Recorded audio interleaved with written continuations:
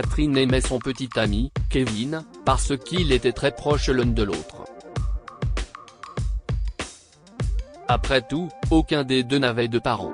Mais elle a découvert la vérité choquante que Kevin cachait et n'a pas pu supporter le mensonge. Tu peux mettre mon portable et mon portefeuille dans ton sac à main? Je ne veux pas qu'il tombe dans la grande roue, demanda Kevin à sa petite amie, Catherine. Elle a accepté et ils ont tout mis dans son sac à main, en le fermant hermétiquement. Ils se tinrent la main en marchant, et elle trouva ce rendez-vous si romantique. Catherine aimait beaucoup Kevin. Ils avaient des tas de choses en commun et pouvaient parler de tout. Mais ils étaient particulièrement proches parce qu'elle était orpheline. Elle n'a jamais rien su de ses parents et est sortie du système sans avoir été adoptée. Kevin, quant à lui, a connu ses parents, mais les a perdus dans un terrible accident de voiture alors qu'il était adolescent. Le chagrin les a rapprochés, et elle pensait que personne au monde ne comprendrait jamais sa douleur autant que Kevin. C'était différent parce qu'il les avait connus, mais c'était assez semblable pour les rapprocher. Lors de leur soirée à la foire, ils se sont beaucoup amusés et Kevin l'a raccompagnée chez elle. Quelques heures plus tard, alors qu'elle se préparait à aller se coucher, elle s'est rendue compte qu'il avait laissé son téléphone dans son sac à main. Craignant qu'il n'en ait besoin, elle a décidé de le lui rendre. Cependant, elle ne connaissait pas son adresse. Elle appela son bon ami, Charlie, qui lui donna son adresse. Comme elle se trouvait à plusieurs rues de là, elle a appelé un taxi qui l'a emmenée dans une banlieue d'Orlando. Ce quartier était rempli de belles maisons, et Catherine était choquée qu'ils vivent dans un tel endroit. C'était parfait pour élever une famille. Elle est arrivée, a payé le chauffeur de taxi, est descendue et s'est précipitée vers la porte. Un homme répondit à son troisième coup. Il mesurait à peine plus d'1 mètre, mais son visage mûr trahissait son âge. Catherine fut choquée de voir un homme plus âgé dans ce qui était censé être l'adresse de Kevin, mais elle sourit largement avant de parler. « Bonsoir, j'ai dû me tromper de maison. Est-ce que Kevin habite ici par hasard ?» dit Catherine maladroitement. Elle avait la bonne adresse, mais peut-être que Charlie s'était trompé. « Mon fils ? Bien sûr, il est ici, » répondit l'homme, qui se retourna et appela Kevin. « Fils ? Qu'est-ce ce qu'il y a, papa ?» demanda Kevin en s'approchant de la porte. Il aperçut alors Catherine et ses yeux s'écarquillèrent de stupeur. « Fiston ?» souffla Catherine, suffisamment fort pour que Kevin l'entende. « Attends, Kat. Laisse-moi t'expliquer, supplie-t-il, et Catherine se retourna pour partir en courant. Elle ne savait pas où, mais elle ne voulait pas être là. Mais Kevin la rattrapa. « Arrête-toi.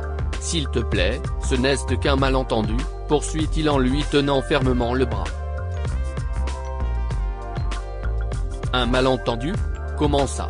Kevin, tu as menti sur tes parents. Je ne comprends pas. Je ne comprends pas, » hurla-t-elle. « S'il te plaît, si est juste que. Je ne sais pas. Je ne sais pas comment expliquer aux gens notre dynamique familiale, » a répondu Kevin, mais Catherine a froncé les sourcils, sentant le sous-entendu dans la conversation. « Tu veux dire que tu es gêné par ton père ? Parce qu'il est petit ? Si est-il complètement fou ? Ça arrive. Au moins, il est présent dans ta vie. Est-ce que ta mère est aussi une petite personne ? Oui, mais tu ne comprends pas, commença Kevin, et Catherine l'interrompit. Bien sûr que je ne comprends pas. Tu sais ce que j'aurais donné pour rencontrer mes parents une seule fois. Même s'ils ne voulaient pas de moi, je voulais les rencontrer, et tu as caché le fait que tu avais des parents. Des parents qui t'aiment probablement et qui s'occupent de toi comme des fous. Je ne peux pas te croire, a-t-elle crié dans le jardin des parents de Kevin. Kevin, qu'est ce qui se passe?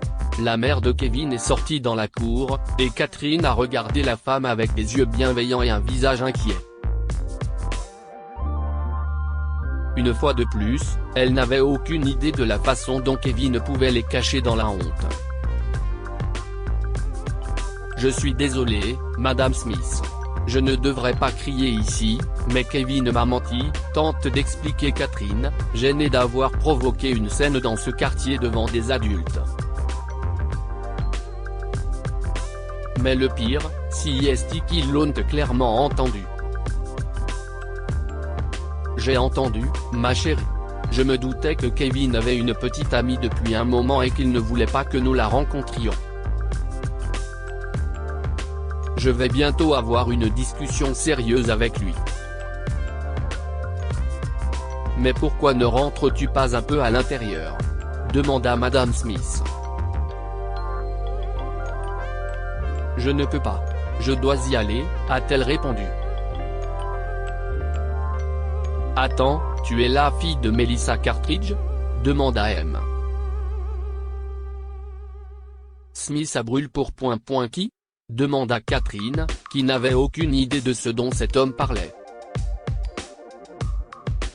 Je suis désolé, monsieur. Je ne connaissais pas mes parents. J'ai vécu dans un orphelinat jusqu'à mes 18 ans. Je vois. Si est-il juste que tu ressembles exactement à l'une de mes petites amies du lycée, poursuivit M. Smith. Quoi? S'indigna Kevin. Papa, si est ma copine. Si est vraiment bizarre de dire ça. Je ne suis plus ta petite amie, marmonna Catherine en fixant Kevin du regard. Kevin, je m'occuperai de toi plus tard, a déclaré M. Smith. Tu ressembles vraiment beaucoup à Melissa.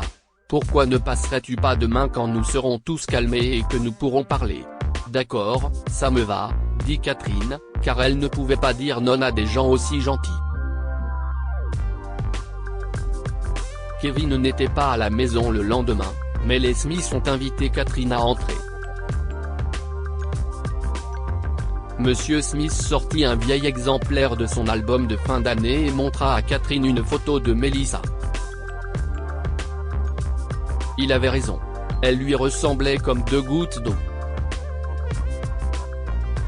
Mais si est-il peut-être une coïncidence, lui dit-elle. Peut-être, mais je crois que j'ai encore son numéro de téléphone.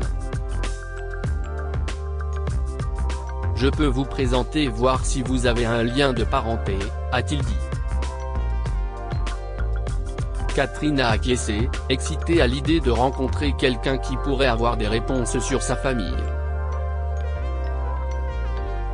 Lorsque Monsieur Smith a appelé son ancienne petite amie pour lui parler de Catherine, il a appris bien plus que ce à quoi il s'attendait.